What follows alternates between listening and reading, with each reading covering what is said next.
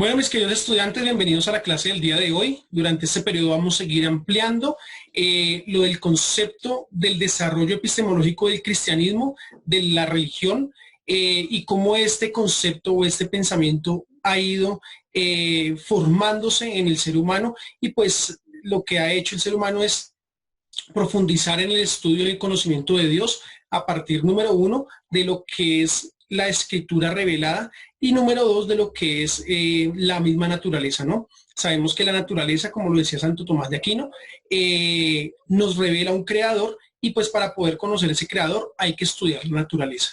Y como nos lo dicen Agustín de Hipona y la mayoría de las religiones como el judaísmo, el cristianismo, e incluso si nos vamos con el Islam, las escrituras sagradas revelan a un Dios que quiso mostrarse a un pueblo, mostrar su plan, mostrar quién era él, y pues a través del estudio de lo que es las escrituras o lo que son las escrituras sagradas, podemos llegar al conocimiento de ese Dios. Entonces, para el día de hoy nos acompaña Daniel Andrés Pérez. Daniel Andrés es un teólogo, fue compañero mío, bueno, compañeros de vida todavía.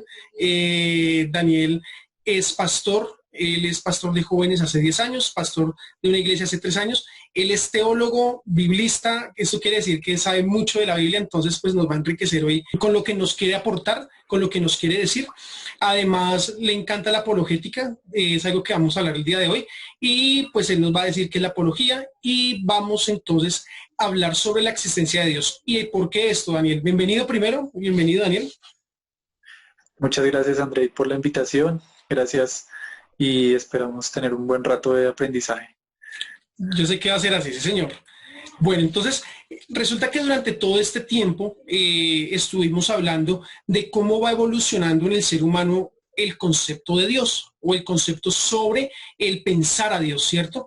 Entonces, primeramente se crean los mitos en el ser humano, los mitos que hablan de diferentes dioses. Entonces sabemos que en una primera parte de la historia el ser humano es animista, luego se vuelve politeísta y por último se vuelve monoteísta. Algunos teólogos dicen que eso es un avance, ¿cierto?, en el desarrollo y en el concepto de lo que es Dios. Entonces, cada momento de la historia tiene una perspectiva de Dios que se va perfeccionando, y pues cuando llegamos a la civilización se concentra o se construye el concepto del monoteísmo.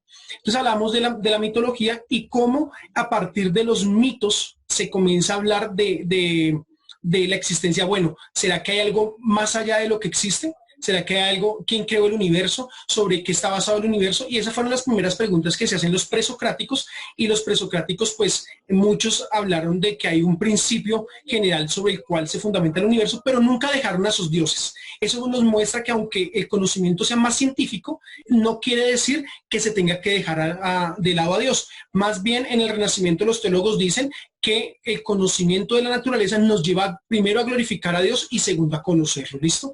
Hablamos también de lo que es todo el paso de Platón, Aristóteles y Sócrates, y cómo estos dos filósofos, Platón y Aristóteles, en la Edad Media comienzan a ser importantísimos, porque gracias sus ideas, pues le aportan al cristianismo y viceversa, el cristianismo le aporta a la filosofía. Entonces vemos en la Edad Media una unión de la teología y la filosofía, y cómo estas dos van a crear un pensamiento muy grande que se le va a llamar cristianismo, que es lo que hoy en día pues nosotros conocemos. ¿Listo? Entonces eso es lo que vimos. Vimos quién era San Agustín, vimos que en San Agustín se cristianizan las ideas de Platón, y que en Santo Tomás de Aquino se cristianizan las ideas de Aristóteles. Esto quiere decir que gracias a esos dos filósofos, pues el cristianismo también tuvo de dónde afirmar su doctrina, su teología, y cómo poder aportar a ese conocimiento y a esa existencia de Dios. Entonces, pues vamos a hablar, no sé si quieres decir algo.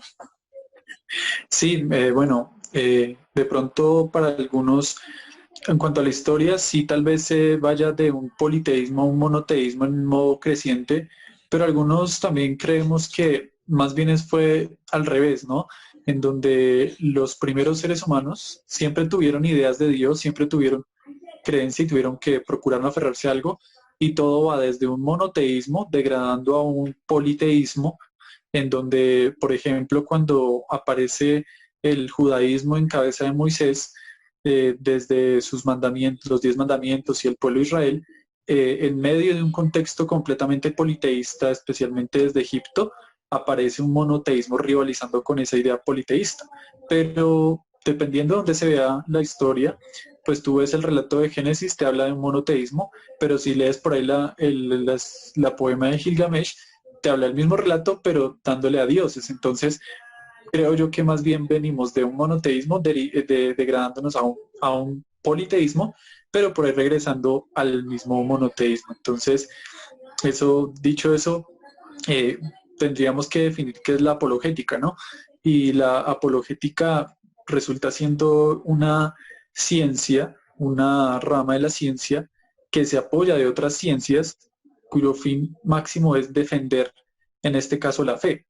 La apologética, el término viene de Apolos, que era una persona muy letrada y de mucho conocimiento en el primer siglo, y básicamente significa la defensa de apología o apologética. Yo puedo hacer apología de cualquier cosa, incluso de cosas malas, no necesariamente de lo bueno, pero en este caso en el cristianismo significaría la defensa de la fe que se fundamenta en la razón y se apoya en otras ciencias, como la biología, la naturaleza, La historia, la historia, sí señor, la arqueología, la filosofía, la y se apoya en hermenéutica. otras ciencias, exacto, se apoya en otras ciencias y ramas del conocimiento para, por medio de la razón y de esas ciencias, defender la idea de la fe. Entonces, ese sería como un concepto más bien sencillo de lo que consiste la apologética. Entonces, el apologeta le interesa mucho todo tipo de ciencias y debe conocer en alguna medida las distintas ciencias que se apoyan. Por ejemplo, la lógica y la razón debe tener en cuenta los principios básicos de la lógica, también de la genética y otro tipo de cosas que siempre son conocimientos que van bien porque su fin máximo es defender por medio de esto la fe. Ok, bueno, me gusta mucho que desde el principio ya tengamos dos cosmovisiones. Eh, Hay un libro que se llama Historia de las Religiones y aparecen esas dos premisas que yo hablé y que tú hablaste, de cómo se degrada un Dios monoteísta y se crean otros movimientos que son politeístas. Y pues la posición que yo dije, que obviamente son posiciones, ¿cierto? No sabemos históricamente cuál es la correcta, pero cualquiera de las dos marcan también hitos y pasos para hacer apología, ¿no? Para poder defender nuestra fe. Entonces, me parece que de entrada es muy bueno conocer que hay dos conceptos distintos y que esos dos conceptos distintos se pueden defender y se pueden hablar. Pero una raíz que tienen esos dos conceptos es que de entrada el hombre desde el principio tiene un abordaje o tiene más bien una conciencia de que hay un Dios, ¿listo? O de que hay dioses, o bueno, esa es la primera entrada, que el hombre es un animal religioso. ¿Listo? Animal porque biológicamente estamos constituidos como los demás seres, ¿cierto? Pero religioso porque tiene una apertura. Entonces el ser humano va a estar abierto a Dios, a la naturaleza porque es animal y a los demás porque es social, ¿no? Entonces es un animal socio-religioso, porque la religión también se va a construir a partir de lo que hay en la cultura, de lo que hay en la sociedad, ¿cierto?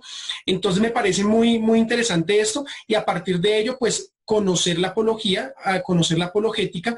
También Apolos, como tú decías, era un hombre muy letrado en la iglesia primitiva, pero también Apolos es un dios de la mitología griega y Apolos era el dios de la guerra, ¿no? Entonces, ¿por qué hay un dios de la guerra? Porque se tiene que defender algo. No hay guerra si no se defienden unos intereses. Por lo tanto, la apología es también una guerra, pero no una guerra bélica, sino una guerra a partir del logos, es decir, de la razón. Cómo yo a partir de la razón voy a empezar a defender mis ideas y en este caso voy a empezar a defender mi fe, porque es que la fe no es solamente de creer, sino también de razonar. ¿Sí? Yo siempre he dicho que Dios nos hizo a imagen y semejanza suya. Y cuando hablamos de imagen y semejanza es que Dios puso en nosotros una moral, puso en nosotros una fe y puso en nosotros una razón. Por lo tanto, nosotros tenemos que saber argumentar qué es lo que creemos, por qué creemos en esto, ¿cierto? No es solamente créalo y ya, sino poder ir al argumento, al logos, a la razón, y en ese caso sería conocer a Dios para poderlo dar lo conozco personalmente para poderlo hacer comunicable a los demás. Entonces de esa manera existe o se crea el concepto de apología, y además porque alrededor de la historia del cristianismo pues existieron muchas herejías o muchas ideas que iban en contra de lo que creían los cristianos, y pues los cristianos en el primer siglo y durante toda la historia se tuvieron que defender de ellas.